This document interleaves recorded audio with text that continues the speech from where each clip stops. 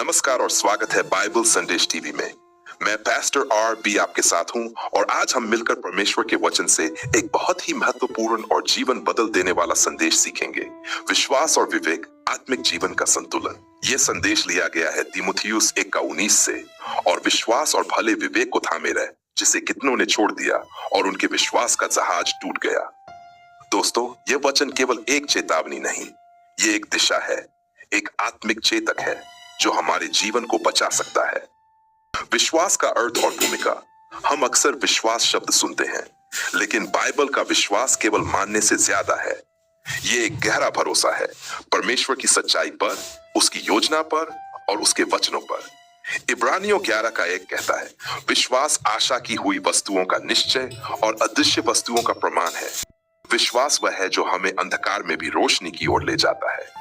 जब जीवन की नाव तूफान में होती है, तो विश्वास ही वह पतवार है जो हमें प्रभु के पास ले जाती है।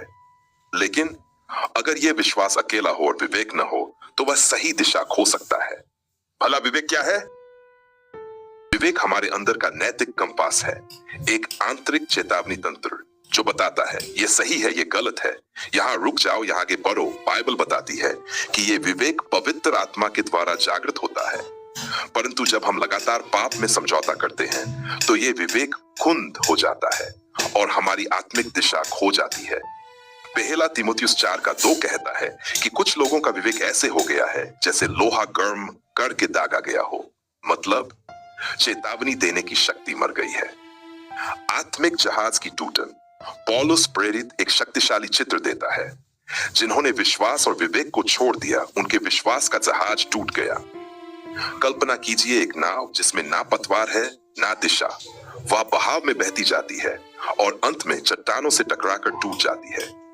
पौलुस हुमेनेस और सिकंदर का उदाहरण देता है, जिन्होंने मसीह में विश्वास शुरू तो किया, पर विवेक को अनदेखा किया और वे भटक गए। क्या आज हम भी इस खतरे में हैं? आज के समय की चेतावनी, आज का युग तर्क भावनाओं और जो अच्छा लगे वही करो की संस्कृति को बढ़ावा देता है। लेकिन बाइबल कहती है, अपने विवेक को परमेश्वर के वचन के अधीन रखो। नीति वचन 14:12, कोई कोई मार्ग मनुष्य को ठीक लगता है, परंतु उसका अंत मृत्यु का मार्ग होता है। अगर आज हमारा विवेक परमेश्वर के वचन से निर्देशित नहीं है, तो चाहे हम विश्वास की बात करें, हम दिशा से भटक सकते हैं। आत्म परीक्षण और समाधान। प्रिय मित्रों, ये वचन हमें डराने के लिए नहीं, जगाने के लिए है। आपका विश्वास कैसा है?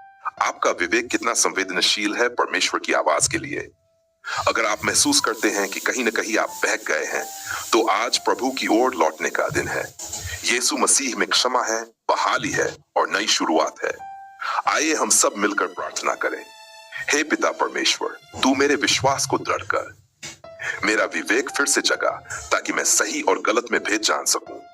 अगर मैं भटक गया हूं, तो मुझे वापस तेरे मार्ग पर ले आ। मैं अपने जीवन की नाव को फिर से तुझको सौंपता हूं। यीशु के नाम में मांगता हूं, आमीन। अगर यह संदेश आपके दिल को छू गया, तो इसे दूसरों तक जरूर पहुंचाए। बाइबल संदेश टीवी का उद्देश्य है हर आत्मा तक बाइबल की सच्चाई पहुंचाना। लाइक करें, शेयर करें और चैनल को सब्सक्राइब करें और बेल आइकन दबाएं, ताकि अगली आत्मिक शिक्षा आप तक सबसे पहले पहुंचे। फिर मिलते हैं अगले वीडियो में। तब तक विश्वास और विवेक में स्थिर रहिए। प्रभु आपको आशीष दे। आमीन।